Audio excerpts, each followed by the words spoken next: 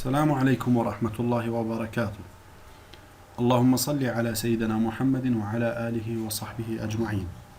اليوم راح أشرح لكم طريقة كيفية إخفاء الأصدقاء عن باقي أصدقائك. يعني اللي يزور ملفك الشخصي بالفيسبوك ما ممكن أنه يشوف أصدقائك، حتى وإن كان صديق مقرب إلى آخره، أي صفة كانت أنت ضايفها بي بالفيسبوك، أصدقائك خاصة ما حد يشوفون بس أنت.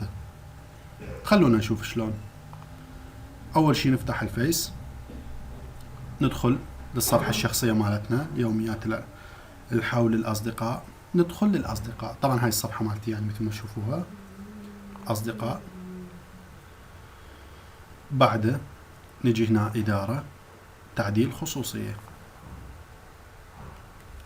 منا نعدل قائمة الأصدقاء. من يستطيع رؤية قائمة أصدقائك؟ أنا فقط. من يستطيع رؤية الأشخاص والقوائم التي تتابعها؟ أنا فقط. تعطي موافق، خلاص هسه الأصدقاء تشفروا وما ممكن أي شخص يطلع عليها. موفقين إن شاء الله، ولا تنسوني من صالح الدعاء.